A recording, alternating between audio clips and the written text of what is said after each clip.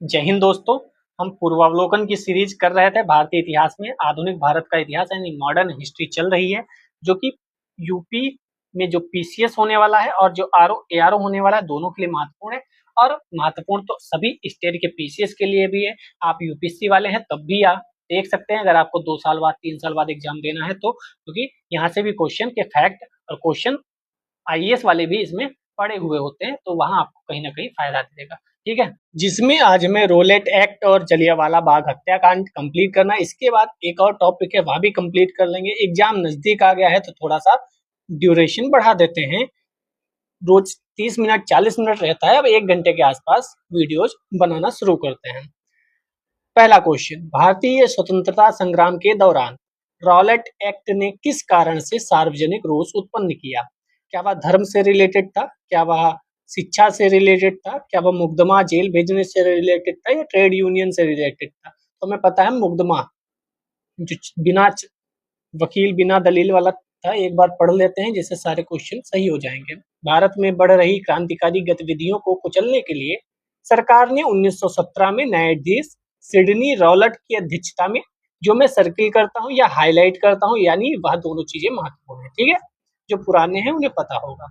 अध्यक्षता में एक समिति गठित की जिसका उद्देश्य क्या था? आतंकवाद को कुचलने के लिए प्रभावी योजना का निर्माण करना। आप जानते हैं जो हमारे क्रांतिकारी थे उन्हें यह लोग आतंकवादी कहकर संबोधित करते थे, क्योंकि उनके लिए वह विपक्ष का काम करते थे, हमारे लिए हमारे देश के गौरव थे वो, और अब हैं भी, मतलब। तो इसके सुझाव पर मार्च 1919 में पारित विधेयक रॉलेट एक्ट के नाम से जाना गया। रॉलेट अधिनियम के द्वारा अंग्रेजी सरकार जिसको चाहे जब तक चाहे बिना मुकदमा चलाए जेल में बंद रख सकती थी। इसीलिए इस कानून को बिना वकील, बिना अपील, बिना दलील का कानून कहा गया। तो जो सर्किल किया वह इंपॉर्टेंट है और जो हाईलाइट किया वह इंपॉर्टेंट है। चलिए दूसरा क्वेश्चन, आप भी आंसर दे रहे होंगे तो बेहतर रहेगा। रॉलेट एक्ट लाने का क्या प्रयोजन था? तो रॉलेट एक्ट भूमि सुधार के लिए था? नहीं। राष्ट्रीय एवं क्रांतिकारी गतिविधियों पर रोक लगाने के लिए था? यस, यही वाला सही होना चाहिए। ठीक है, तीसरा क्वेश्चन, रॉलेट एक्ट भारत में लागू किया गया, कब किया गया? तो 1909 में लागू किया गया। ठीक है, चौथा, रॉलेट एक्ट का लक्ष्य क्या था? युद्ध प्रयासों का अनिवार्य आर्थिक समर्थन, तो आर्थिक से कोई लेना देना नहीं। बिना मुकदमा चलाए बंदी बनाना और मुकदमों की सुनवाई करना, यही आंसर रॉलेट एक्ट का लक्ष्य हुआ करता था। ठीक है, आईएएस 2012 में भी क्वेश्चन पूछा गया। ये क्वेश्चन बढ़िया है, आईएएस 2015 में पूछा गया। फिफ्थ नंबर, रॉलेट सत्याग्रह के संदर्भ में निम्नलिखित में से कौन सा कथन सही है? सही है या गलत, ये सर्किल कर लिया कीजिए, क्योंकि यहाँ पे फंसाया जाता है। रॉलेट अधिनियम सेडिसन कमेटी की सिफारिश पर आधारित था। क्या सेडिसन कमेटी था? रॉलेट सत्याग्रह में गांधी जी ने होम रूल लीग का उपयोग करने का प्रयास किया। क्या गांधी जी ने होम रूल लीग का उपयोग किया था? साइमन कमीशन के आगमन के विरुद्ध हुए प्रदर्शन रॉलेट सत्याग्रह के साथ साथ हुए। तो साइमन कमीशन के आगमन का विरोध क्या 1919 में हुआ था? तो कौन सा सही होगा? 1 और 2 सही होंगे। क्यों? क्योंकि साइमन कमीशन तो 1927 के आसपास आया था। 1928, 3 फरवरी 1928 में आया था, तो उससे कोई लेना देना नहीं था। चलिए, सिक्स्थ नंबर क्वेश्चन, जब रॉलेट एक्ट पारित हुआ था उस समय भारत का वायसराय कौन था? क्या रीडिंग था, वेवेल था, इरविन था, चेम्सफोर्ड था? तो चेम्सफोर्ड उस समय वायसराय था, 1916 टू 1921। ठीक है, 7 नंबर क्वेश्चन, रॉलेट एक्ट किस वायसराय के काल में पारित हुआ? तो अभी ये देखा था हमने, चेम्सफोर्ड हुआ करता था। देखो, आइए 2008 में पूछा और एआरओ ने 2014 में कॉपी कर लिया। लगभग सेम क्वेश्चन है, इरविन की जगह इन्होंने हार्डिंग और वेबल की जगह मिंटोल लिखकर बाकी कॉपी पेस्ट मार दिया। चलिए 8 नंबर क्वेश्चन, रॉलेट एक्ट का भारतीय राष्ट्रीय कांग्रेस ने विरोध किया। ठीक है, क्योंकि इसका लक्ष्य क्या था? राष्ट्रीय कांग्रेस को प्रतिबंधित करना? नहीं। सांप्रदायिक प्रतिनिधित्व? नहीं। देशद्रोह के आरोप में नेताओं को बंदी बनाना? नहीं। वैयक्तिक स्वतंत्रता को सीमित करना, ये इसका मुख्य उद्देश्य था। हालांकि आप ए और डी में कंफ्यूज अवश्य होंगे, लेकिन इसका ए वाला आंसर ज्यादा सही है। चलिए 9 नंबर को क्वेश्चन देख लेते हैं। देखो, छत्तीसगढ़ 2023 में पूछा गया, कॉपी पेस्ट हो सकता है सीधे। यस, रॉलेट सत्याग्रह के बारे में निम्नलिखित कथनों पर विचार कीजिए। रॉलेट सत्याग्रह ब्रिटिश सरकार के खिलाफ पहला अखिल भारतीय संघर्ष साबित हुआ, हालांकि वह काफी हद तक शहरों तक ही सीमित था। क्या यह पहला अखिल भारतीय संघर्ष था? दूसरा, रॉलेट एक्ट ने अभिव्यक्ति की स्वतंत्रता जैसे मौलिक अधिकारों पर अंकुश लगाया, पुलिस की शक्तियों को मजबूत किया। तो कौन सा सही होना चाहिए? 1 और 2 दोनों सही हैं, क्योंकि रॉलेट एक्ट सत्याग्रह जो हुआ वो आप जानते हैं काफी एरिया में कवर हुआ था, उधर पंजाब से लेकर नीचे तक। और आपको यह भी ध्यान रखना है कि मैं जैसे अंडरलाइन कर रहा हूँ, सर्किल कर रहा हूँ, ये आपको यह भी देखना है। ये सिर्फ पढ़ते रहना नहीं है। मैं कहाँ सर्किल कर रहा हूँ, कहाँ पर सर्किल करना चाहिए, कहाँ पर फँसाया जा सकता है, ये सब चीज़ें भी आप सीखते रहिए, अगर नए हैं तो। तो प्रथम विश्व युद्ध को वरदान मानते हुए भारत में क्रांतिकारी गतिविधियाँ शुरू हो गई थी। उससे कुचलने के लिए अध्यक्षता में बढ़िया से पारित-वारित किया और इसमें कुछ संदेह मात्र के आधार पर ठीक है, सुनवाई-उनवाई ठीक है। जैसे आज के समय में अगर पुलिस आपको उठा ले जाए या हमें उठा ले जाए बिना कारण बताए, बिना कोई सबूत के और कोर्ट में पेश ना करे 24 आवर्स के आगे ज़्यादा, तो उस पे मानहानि का भी मुकदमा हो सकता है, उस पे मानवाधिकार का भी हनन का मामला चल सकता है, बहुत कुछ हो पुलिस को झेलना पड़ेगा। लेकिन ये अंग्रेज थे, इन्होंने ऐसे ही कर दिया कि किसी को भी उठा लो, कोई फ़र्क नहीं पड़ता। लेकिन आज के समय में आप जानते हैं 24 घंटे के अंदर कोर्ट में पेश करना अनिवार्य है, मजिस्ट्रेट के सामने पेश करना अनिवार्य है। अब बताइए उस 24 घंटे में यात्रा का समय शामिल होता है या नहीं शामिल होता है? ये कमेंट सेक्शन में बताइएगा। नहीं बताएँगे लेकिन आपके दिमाग में बुद्धि तो खुली होगी कि कमेंट सेक्शन में बताना अनिवार्य नहीं है, लेकिन आपके दिमाग में ये ओपन ज़रूर हो गया होगा कि 24 घंटे जो होते हैं, वो क्या यात्रा काउंट होता है उसमें या नहीं होता है? नहीं पता तो कमेंट करना, मैं बता दूँगा। अखिल भारतीय राजनीति में गांधी का पहला साहसिक कदम क्या था? तो साहसिक कदम का मतलब वह जानना चाह रहे हैं, बड़ा जो आंदोलन हुआ तो वह रॉलेट सत्याग्रह बड़ा आंदोलन हुआ, बाकी तो हुए ही थे, लेकिन बड़ा आंदोलन रॉलेट था। 11 नंबर क्वेश्चन, रॉलेट एक्ट के विरोध में किसने लगान ना देने का आंदोलन चलाने का सुझाव दिया? कि अगर लगान ना दो, तो ये स्वामी श्रद्धानंद, इनको हमने कल पढ़ा था, इंपॉर्टेंट पर्सनालिटी है इंडियन हिस्ट्री के लिहाज से, बिहार में ये कार्यरत थे। ठीक है, ठीक है। 12 number, the anarchical and revolutionary crime act 1919 को सामान्य बोलचाल में कहा जाता है। तो आप जो चैप्टर पढ़ रहे हैं वही कहा जाता है, लेकिन ये ध्यान रखिएगा, अगर वहां आएगा तो वहां नहीं पता होगा कि किस चैप्टर का है, वहां तो यह भी नहीं पता होगा किस सब्जेक्ट का है, लेकिन ये आंसर देखकर आप ध्यान जाएंगे, ऑप्शन देखकर कि हिस्ट्री का है। लेकिन ये ध्यान रखिए, इंपॉर्टेंट है, सिंपल क्वेश्चन है, लेकिन पूछ दिया तो हंस सकते हैं, और ये यूपीएससी ने पूछा है 1996 में। 13 नंबर क्वेश्चन, कौन सी महत्वपूर्ण घटना जलियांवाला बाग नरसंहार के तुरंत पूर्व घटी थी? तो इसी की वजह से रॉलेट एक्ट बना था। उसी रॉलेट एक्ट मार्च 1919 में लागू किया गया। डेट बहुत इंपॉर्टेंट है। इसके विरुद्ध गांधी जी ने 6 अप्रैल 1919 को देशव्यापी हड़ताल का आयोजन किया। ध्यान रखिएगा, हड़ताल का। जलियांवाला बाग अमृतसर में 13 अप्रैल 1919 को शांतिपूर्ण जनसभा में ब्रिगेडियर जनरल डायर ने नरसंहार कराया था, सबको पता है, एक बार जाना भी चाहिए जलियांवाला बाग हत्याकांड जहां हुआ था। जलियांवाला बाग असहयोग आंदोलन वर्ष 1920 में, सांप्रदायिक अवार्ड 1932 में और साइमन कमीशन 1928 में आया था। ये सब उसके बाद की घटनाएं हैं। असहयोग आंदोलन का भी कहीं ना कहीं जलियांवाला बाग हत्याकांड से जुड़ा हुआ है। आप ये बताओ, डायर, जनरल डायर जो था, उसे ब्रिटेन में किसने जाकर मारा था? ये हम पिछली वीडियोज में पढ़ चुके हैं। अगर आप नए हैं तो शुरू से देखिए, 21वीं वीडियो है आधुनिक भारत का इतिहास। थोड़े थोड़े छोटे हैं वीडियो, क्योंकि लंबे वीडियो आप लोग पसंद नहीं करते थे, इसीलिए मैंने छोटे वीडियो बनाना शुरू किया, आधा घंटा 40 मिनट का। अगर आप उसको देख लेंगे तो 2-3 दिन में आप कंप्लीट कर सकते हैं। ठीक है, और इसके बाद पॉलिटी अगर आप कहेंगे, कमेंट नहीं करते इसीलिए मैं पढ़ाता नहीं हूँ, आप कमेंट करेंगे तो साइंस और पॉलिटी जो भी कहेंगे वो शुरू हो जाएगी। जलियांवाला बाग हत्याकांड हुआ, तो जलियांवाला बाग हत्याकांड देखो डेट पूछ दी गई, 13 अप्रैल 1919 को हुआ। 15, जलियांवाला बाग नरसंहार किस गांधीवादी सत्याग्रह के संबंध में हुआ? तो किसके संबंध में हुआ? रॉलेट सत्याग्रह। वही क्वेश्चन रिपीट हो रहे हैं, इसीलिए पीवाईक्यू अगर आप लगा लेते हैं तो आपका रिवीजन भी हो जाता है और टेस्ट भी हो जाता है साथ में। 1919 भारतीय इतिहास में क्यों प्रसिद्ध है? जलियांवाला बाग त्रासदी।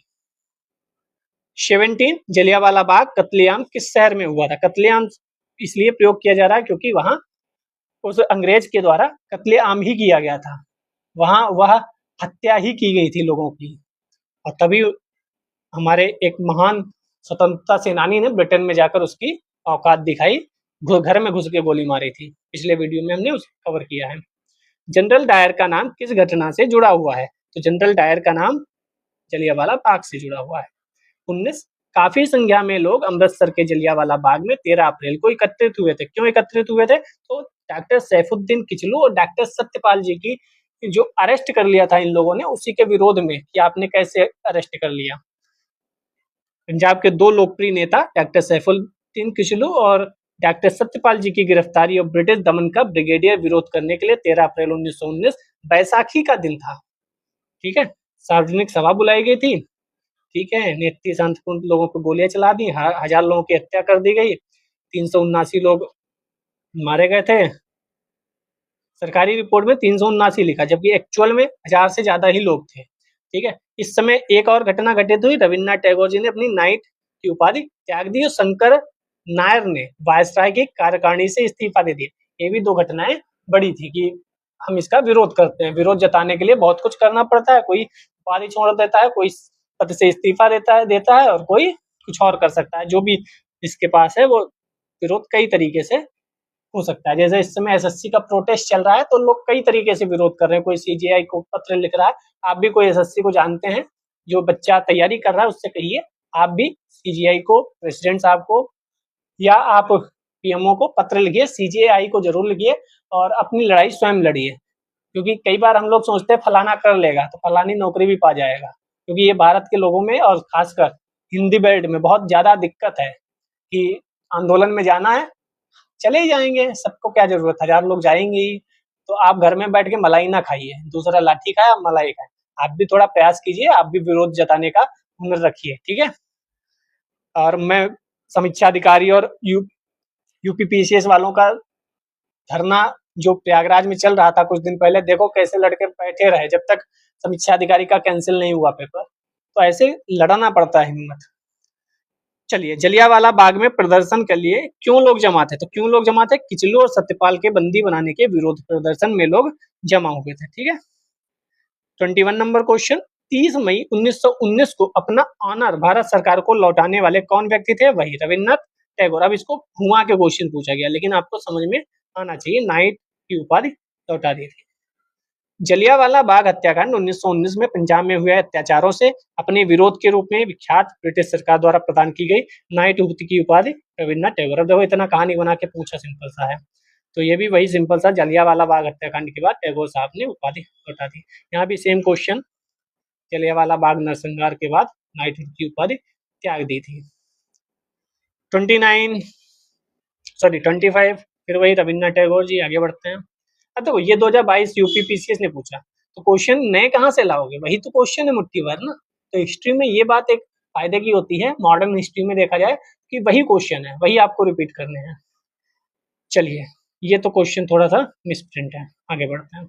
27 नीचे दो कथन दिए गए हैं। ARO 2021 में पूछा गया, रविन्द्रनाथ टैगोर ने नाइटहुड की उपाधि त्याग दिया। यस, त्यागी थी। वे असहयोग आंदोलन में भाग लेना चाहते थे।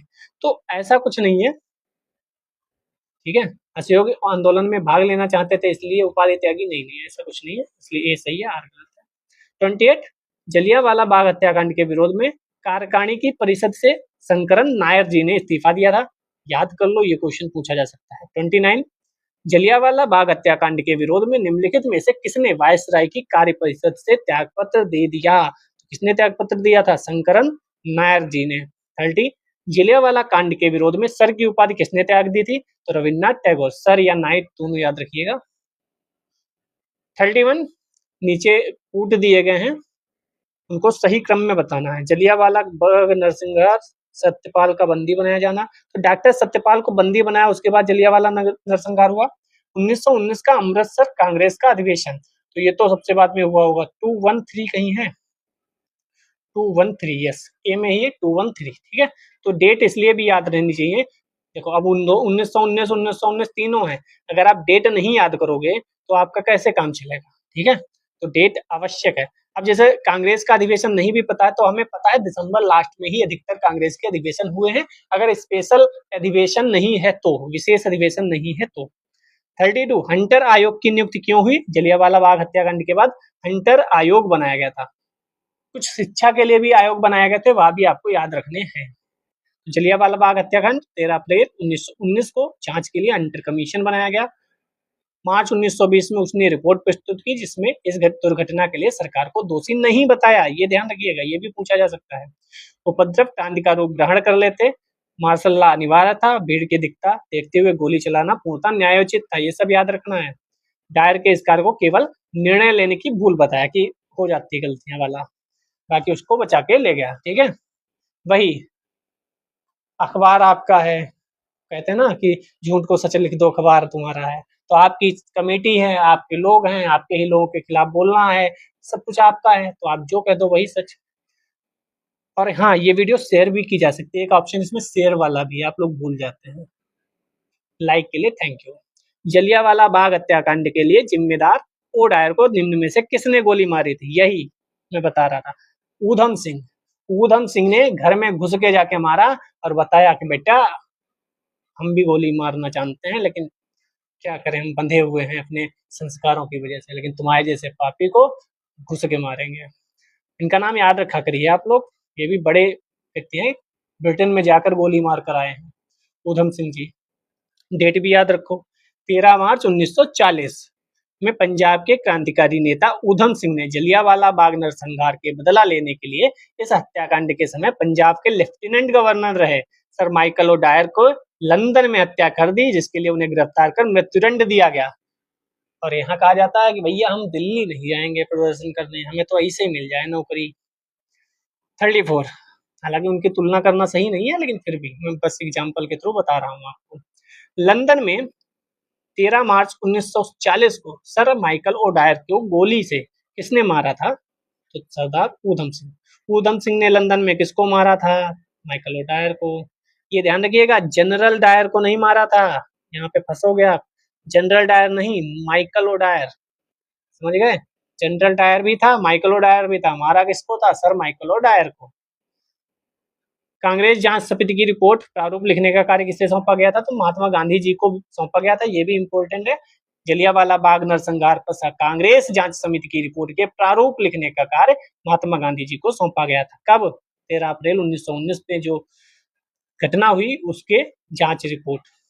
37, 1919 में जघन्य जलियांवाला बाग कांड के समय भारत का वायसराय कौन था? चेम्सफोर्ड, अभी देख कर आए थे, 1921 तक रहा था ये, इसलिए मांटेग्यू चेम्सफोर्ड रिफॉर्म बोले जाते हैं, 1919 में अधिनियम आया था। निम्नलिखित घटनाओं में से किस एक को मांटेग्यू ने निवारक हत्या के नाम से विशेषीकृत किया? तो जलियांवाला बाग का नरसंहार जो था उसे निवारक हत्या के नाम से विशेषीकृत किया। ठीक है, ये भी ध्यान रखो, दीनबंधु CF एंड्रूज ने इस हत्याकांड को जानबूझकर की गई क्रूर हत्या कहा था, तो इनका भी नाम याद रखिएगा। 39, निम्नलिखित में से किसके कारण सार्वजनिक रोष की लहर उभरी जिसके फलस्वरूप जलियांवाला बाग में ब्रिटिश द्वारा नरसंहार की घटना घटी? तो ये रॉलेट एक्ट था। ठीक है, बाकी ये सब हम लोग पढ़ के आए ही होंगे। ठीक है, अब चलते हैं खिलाफत आंदोलन। नए हैं तो सब्सक्राइब कर ही लिया होगा। चलिए, पहला क्वेश्चन बिना समय गवाए आपके स्क्रीन पर। निम्नलिखित में से किसने खिलाफत आंदोलन का प्रारंभ किया था? नीचे दिए गए कोड को कूट दीजिए, मतलब नीचे गए कोड से सही उत्तर का चयन कीजिए। शौकत अली, शरीयतुल्लाह, मोहम्मद अली, अबुल कलाम आजाद। तो अबुल कलाम आजाद थी तो नहीं होंगे, ऐसा सोचा था ना? नहीं, वो भी थे। शौकत अली, मोहम्मद अली, अबुल कलाम आजाद, शरीयतुल्लाह का कोई लेना देना नहीं था। खिलाफत आंदोलन भारत में मुख्यतः मुसलमानों द्वारा चलाया गया राजनीतिक धार्मिक आंदोलन था। इस आंदोलन का उद्देश्य तुर्की में खलीफा के पद की पुनः स्थापना कराने के लिए अंग्रेजों पर दबाव बनाना था। आप लोगों ने इसको पढ़ा होगा अच्छे से। कमेटी में शौकत अली, मोहम्मद अली, अबुल कलाम आजाद, हकीम अजमल खान, ये इम्पोर्टेंट है, हसरत मोहानी भी इम्पोर्टेंट है, डॉक्टर अंसारी भी इम्पोर्टेंट है, जितने भी नाम है सभी इम्पोर्टेंट है। और सबसे इम्पोर्टेंट जो है वह आगे आएगा। खिलाफत आंदोलन प्रारंभ करने का श्रेय मुख्यतः अली बंधुओं शौकत अली और मोहम्मद अली को जाता है। हाजी शरीयतुल्लाह 19वीं सदी के फराइजी आंदोलन के संस्थापक थे, तो इनका भी नाम याद रख लो, ये फराइजी आंदोलन के संस्थापक थे। एक जो और इम्पोर्टेंट है लाइन वह आगे आ जाएगी, वह मैं बता दूंगा। खिलाफत आंदोलन के प्रमुख नेता निम्नलिखित में से कौन थे? कौन से थे? मोहम्मद अली और शौकत अली। क्यों? क्योंकि इन्होंने ही इसको प्रारंभ किया था? तो मोहम्मद अली, शौकत अली का नाम सबसे ऊपर रखेंगे। थर्ड, खिलाफत आंदोलन के मुख्य उद्देश्य निम्नलिखित में से कौन-कौन से हैं? भारत के मुसलमानों में ब्रिटिश विरोधी भावना उत्पन्न करना, मुस्लिम समाज का सुधार करना, पृथक निर्वाचन मंडल की मांग और खिलाफत का रक्षण। पृथक निर्वाचन मंडल की मांग तो बहुत पहले ही हो चुकी थी, तो ये तो नहीं होना चाहिए ना। ऑटोमन साम्राज्य की रक्षा और खिलाफत का रक्षण, तो डी वाला आंसर सही है, 1 और 4। 4 वाला तो सिंपल, ऑटोमन साम्राज्य तुर्की वाला वो है ही। ब्रिटिश जो विरोधी भावना उत्पन्न करना वह भी है। समाज का सुधार, निर्वाचक मंडल, इसका कोई लेना देना नहीं था, ये तो सब हो ही चुका था। तो इसमें जो महत्वपूर्ण है वह कुछ महत्वपूर्ण नहीं, हम सब देख आए हैं। चलिए 4 नंबर, 1919 में अखिल भारतीय खिलाफत सम्मेलन का अध्यक्ष किसे चुना गया था? यही लाइन सबसे महत्वपूर्ण है। महात्मा गांधी जी को इसका अध्यक्ष चुना गया था। तो शौकत अली, मोहम्मद अली ने शुरुआत की थी, महात्मा गांधी जी को इसका अध्यक्ष चुना गया था। 23-24 नवंबर 1919 को होने वाले खिलाफत कमेटी के सम्मेलन में 24 नवंबर को अध्यक्षता महात्मा गांधी को प्रदान की गई थी।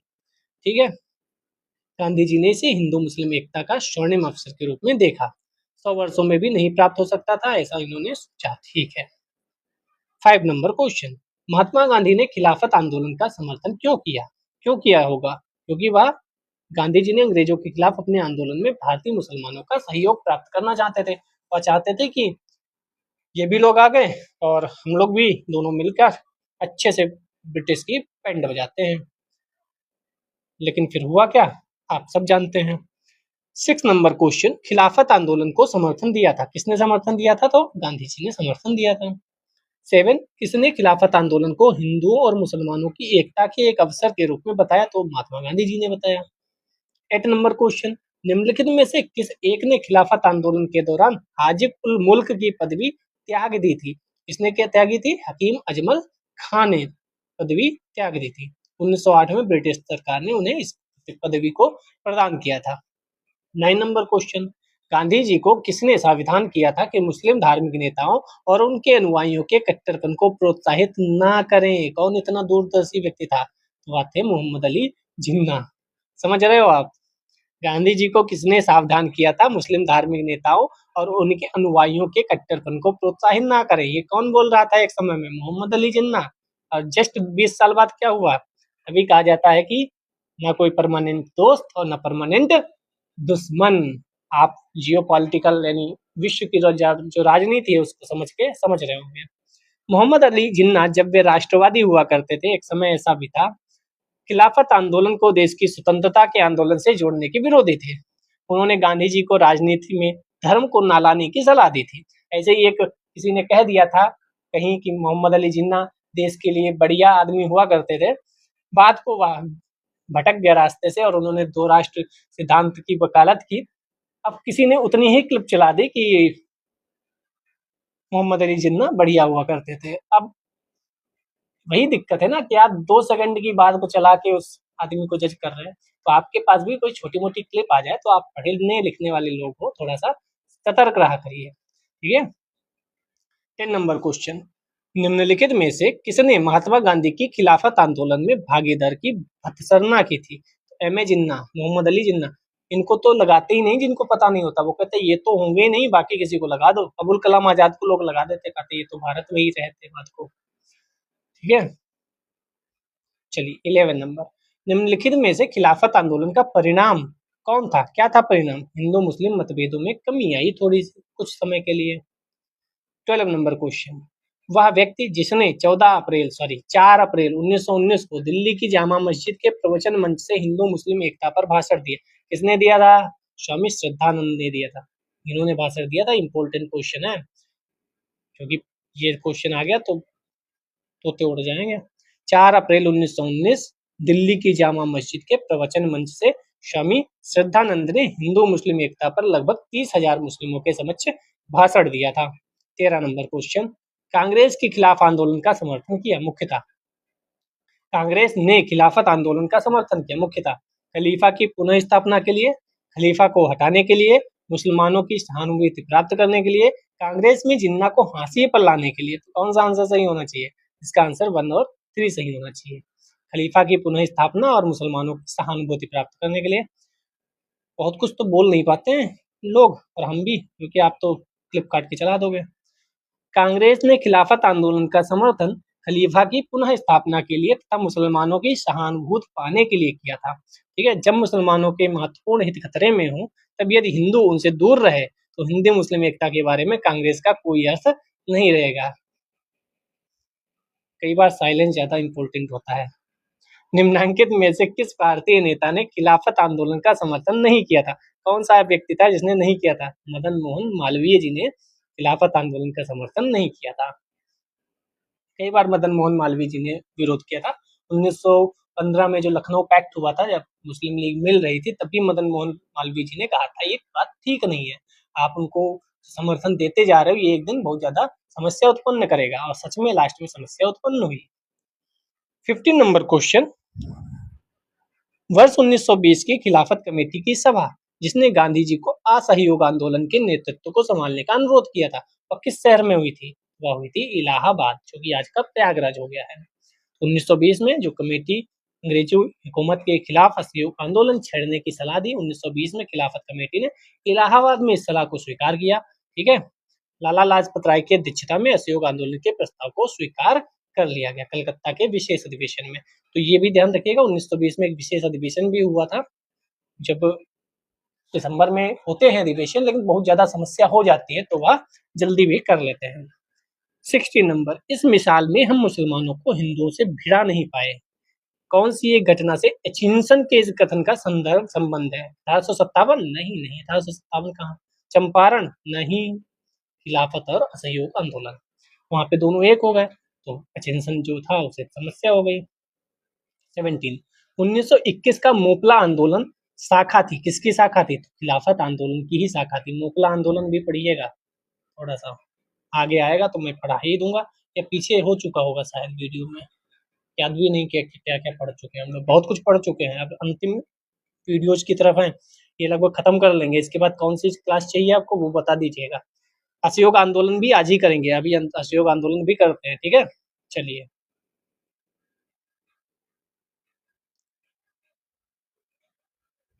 पहला क्वेश्चन आपके स्क्रीन पर रखते हैं।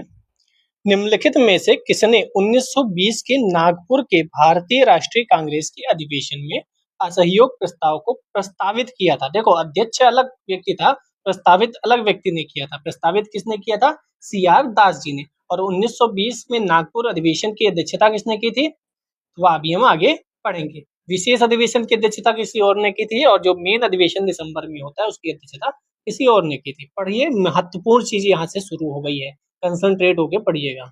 सितंबर 1920 में कलकत्ता में संपन्न भारतीय राष्ट्रीय कांग्रेस के विशेष अधिवेशन में महात्मा गांधी ने असहयोग के प्रस्ताव को प्रस्तावित किया था, जिसका सीआर दास ने विरोध किया था। यहाँ क्वेश्चन क्या पूछा गया? निम्नलिखित में से किसने 1920 के नागपुर के भारतीय राष्ट्रीय कांग्रेस के अधिवेशन में असहयोग प्रस्ताव को प्रस्तावित किया था? अब देखो मजे की बात, दिसंबर 1920 नागपुर में संपन्न कांग्रेस के वार्षिक अधिवेशन में असहयोग प्रस्ताव पर व्यापक चर्चा हुई, इसका अनुसमर्थन किया गया। नागपुर अधिवेशन में असहयोग प्रस्ताव सीआर दास ने ही प्रस्तावित किया था। यहाँ वह क्या कर रहे थे? विरोध कर रहे थे। तभी कई बार आपने देखा होगा, भाजपा अगर कहीं मुख्यमंत्री का चेहरा, जैसे राजस्थान में हुआ था कि मुख्यमंत्री बनाना चाहिए था, बनाना था भाजपा को, तो वह उन्हीं लोगों से नाम प्रस्तावित करवाते थे जिनका सबसे ज्यादा महत्व था, जो खुद मुख्यमंत्री बनना चाहते थे, उन्हीं को पर्ची थमाकर नाम बुलवाया जाता था, प्रस्तावित कराया जाता था नाम। ऐसे ही यहाँ क्या हुआ कि सितंबर 1920 में जो विशेष अधिवेशन हुआ, वहां सीआर दास जी ने विरोध किया। अगर पूछा जाए सितंबर 1920 में कलकत्ता में किसने प्रस्तावित किया था? महात्मा गांधी जी ने प्रस्तावित किया था, लेकिन सीआर दास जी ने विरोध किया था। अगर ये बात बाहर आती कि सीआर दास विरोध में है, तो क्या होता? हंगामा होता, थोड़ा ब्रिटिशर्स को मजा आता कि देखो फूट पड़ गई। इसीलिए क्या किया उन्होंने? बात को समझाया, दोनों लोग बैठे होंगे, सब लोग बैठे होंगे, बात हुई होगी, कुछ ऐड ऑन हुआ होगा, कुछ निकला होगा उसमें से, फिर सीआर दास जी से ही प्रस्तावित कराया गया। और सीआर दास जी ने प्रस्तावित किया, इसका मतलब क्या है? अंदर सब सही चल रहा है। इसलिए भारतीय जनता पार्टी कहीं अगर मुख्यमंत्री बनाती है नए चेहरे को, तो वहां जो सबसे ज्यादा महत्वपूर्ण व्यक्ति होता है मुख्यमंत्री बनने की रेस में, सबसे ज्यादा आगे होता है, उसी से नाम प्रस्तावित कराया जाता है। चाहे मध्य प्रदेश में शिवराज सिंह चौहान जी से नाम प्रस्तावित कराया गया हो, या राजस्थान में मैडम जी से प्रस्तावित कराया गया हो। ठीक है, तो ये इतिहास हमें सिखाता है, यहाँ से ही तो सीखा होगा कुछ ना कुछ कि वह प्रस्तावित कर रहे हैं बड़े होकर, इसका मतलब अंदर कुछ कलह नहीं चल रही है।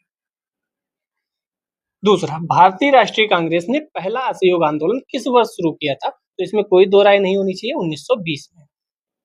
1920 में कलकत्ता और नागपुर दोनों हम लोगों ने देख लिया। नागपुर अधिवेशन की अध्यक्षता किसने की थी, ये भी आगे देखेंगे। तीसरा, भारतीय राष्ट्रीय कांग्रेस ने असहयोग आंदोलन किस वर्ष प्रारंभ किया? 1920, कोई बताने वाली बात है नहीं। महात्मा गांधी द्वारा चलाया गया प्रथम जन आंदोलन था, प्रथम जन आंदोलन कौन सा था? असहयोग आंदोलन। बाकी तो चंपारण वगैरह किए थे, लेकिन जन आंदोलन जो था जिसमें बहुत बड़ी संख्या में व्यक्तियों का जमावड़ा था, वह असहयोग आंदोलन था। खिलाफत के प्रश्न पर असहयोग आंदोलन कब शुरू हुआ? तो ये 1920। कई बार देखो क्वेश्चन पूछ लिया गया है। जो कलकत्ता में हुआ था अधिवेशन, उसकी अध्यक्षता लाला लाजपत राय जी ने की थी। हम पहले भी देख आए थे, यहाँ भी देख लिए। ठीक है।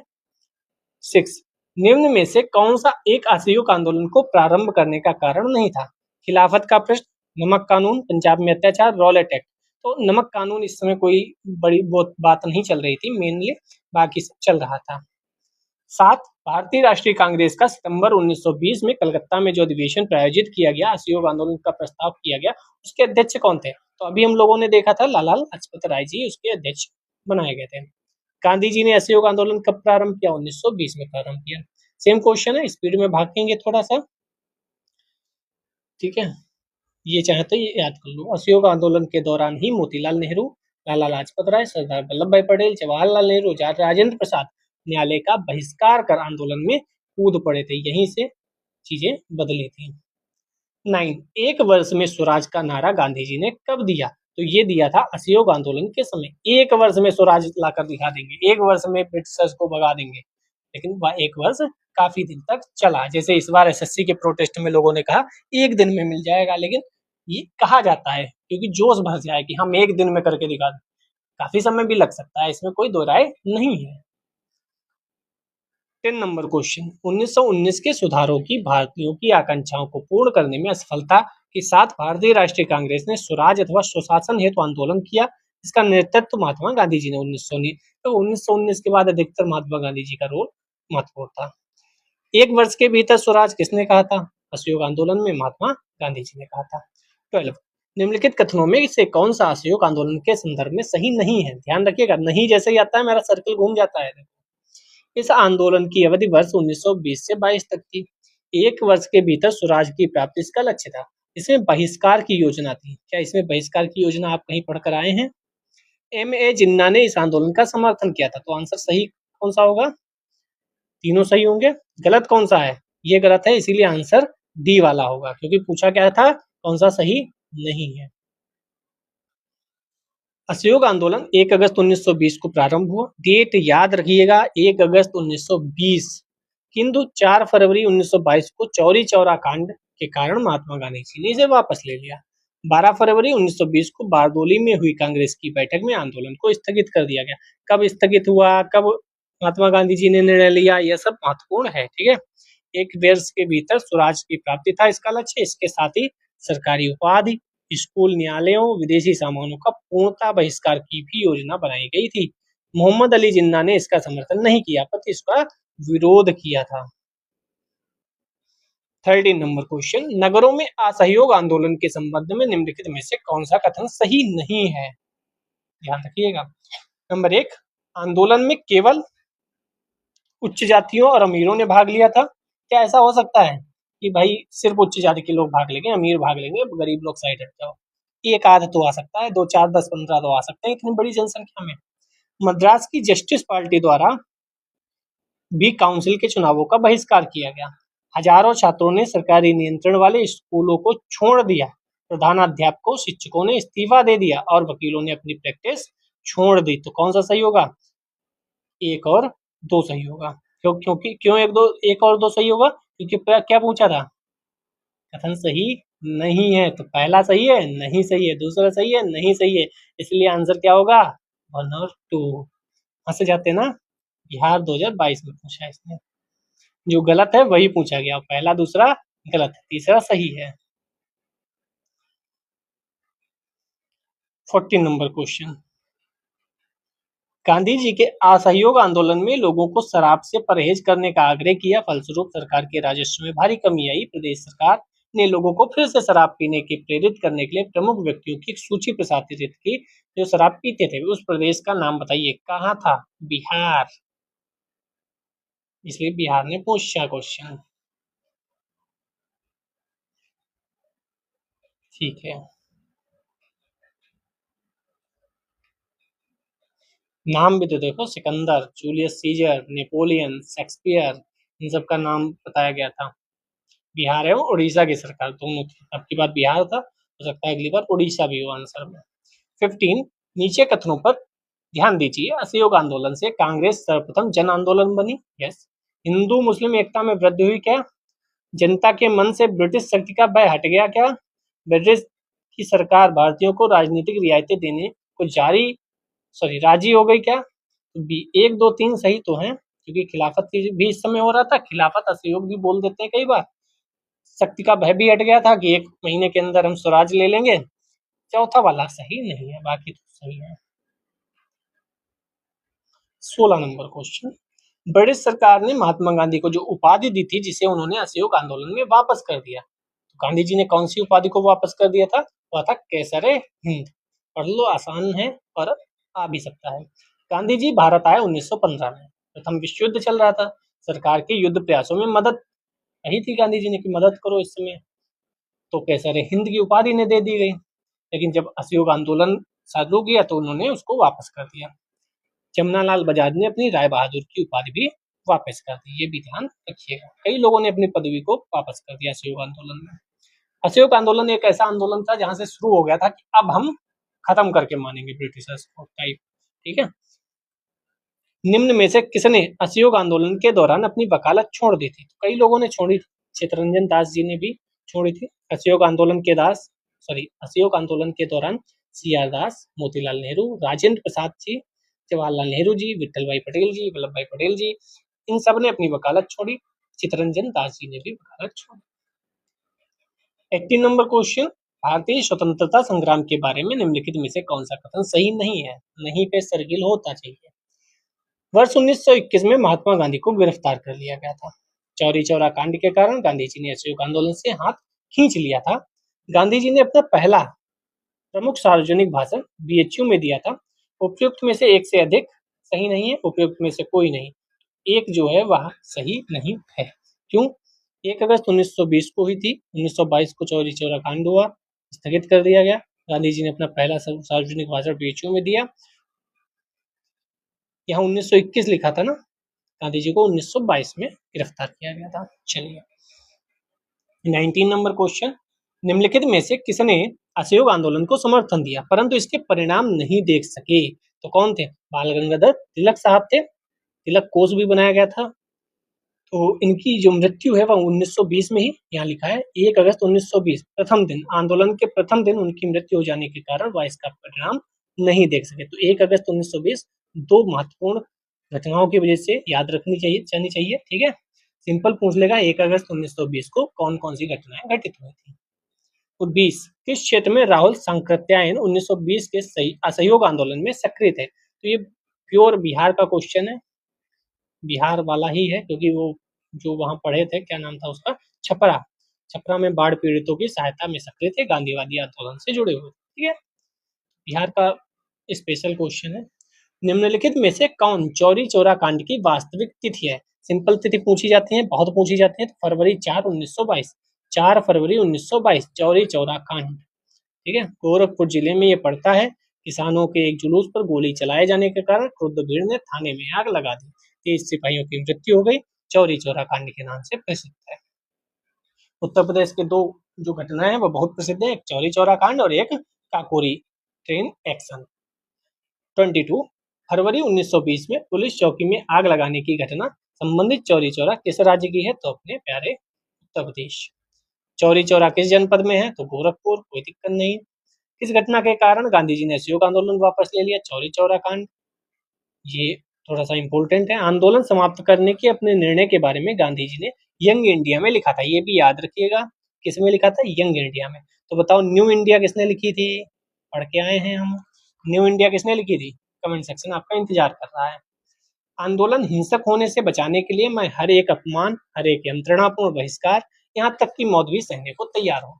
यही गांधी जी जब 1942 की घटना होती है तब कहते हैं करो या मरो, और जब ब्रिटिश इनके पास आते हैं कहते हैं गांधी जी हिंसा हो रही है, तो गांधी जी ने कहा बेटा ऐसा है ना, अब हम हो गए समझदार थोड़े से, अब हम जानते हैं कि लड़के जो चालू हो गए ना उनको चालू रहने दो, और ये हिंसा जो है ना वो आपकी हिंसा के विरुद्ध है। और न्यूटन बाबू कह गए हैं एक्शन का रिएक्शन होता है, तो हम कुछ ना बोलेंगे।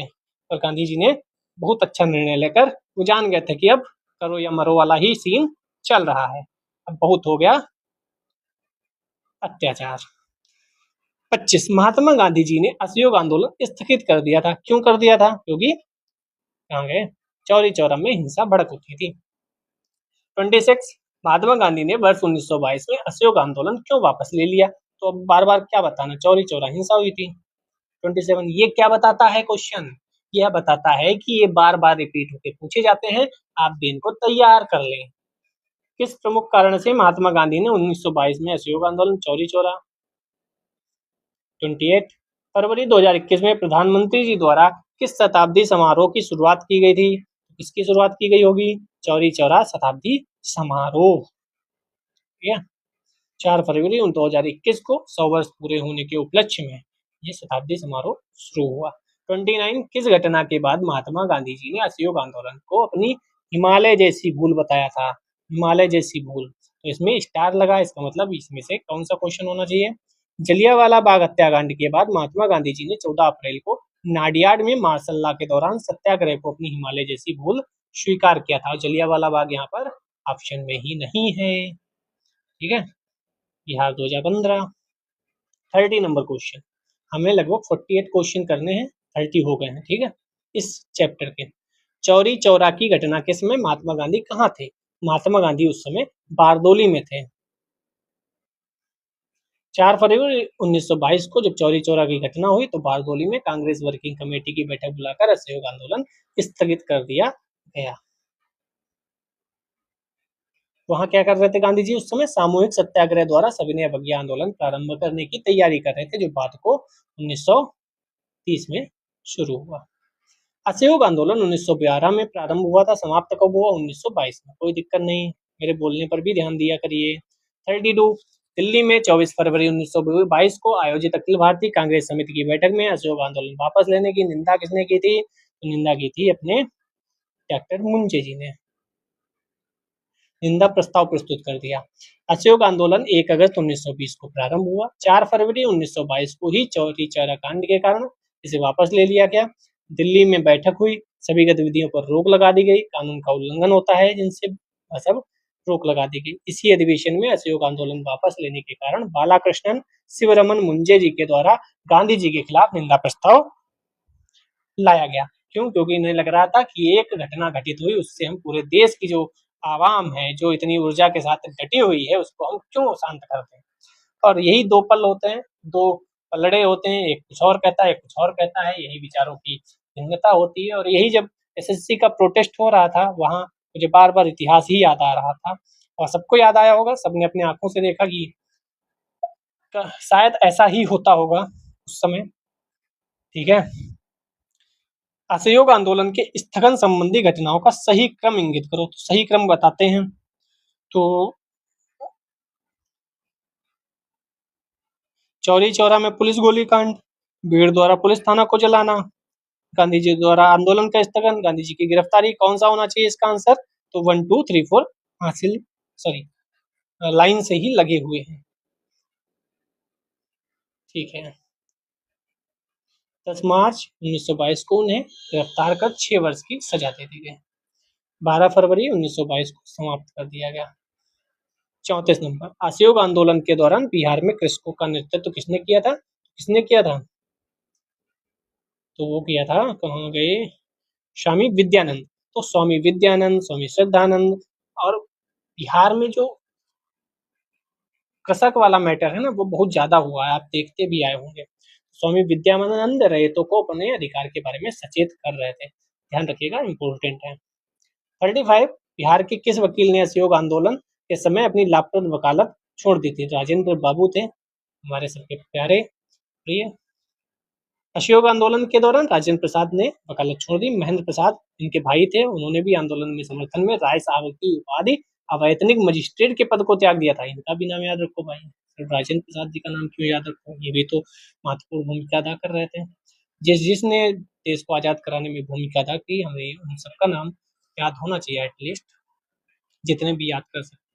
निम्नलिखित घटनाओं का सही क्रम नीचे दिए गए कोट से बतलाइए। चौरी चौरा कांड, असहयोग आंदोलन का स्थगन, बारदोली प्रस्ताव। तो सिंपल आप जानते हैं कौन सा होगा, 132। चौरी चौरा कांड हुआ, फिर बारदोली प्रस्ताव पारित हुआ, तभी असहयोग आंदोलन का स्थगन हुआ। 37 1923-28 के काल में भारतीय राजनीति में क्रांतिकारी गतिविधियों की पुनरावृत्ति का कारण क्या था? हरदयाल और लाला लाजपत राय जैसे नेताओं का बढ़ता प्रभाव था क्या? गांधी जी द्वारा असहयोग आंदोलन का स्थगन था, विदेशी घटनाएं थी, कौन सा था? गांधी जी द्वारा असहयोग आंदोलन का स्थगन हो गया।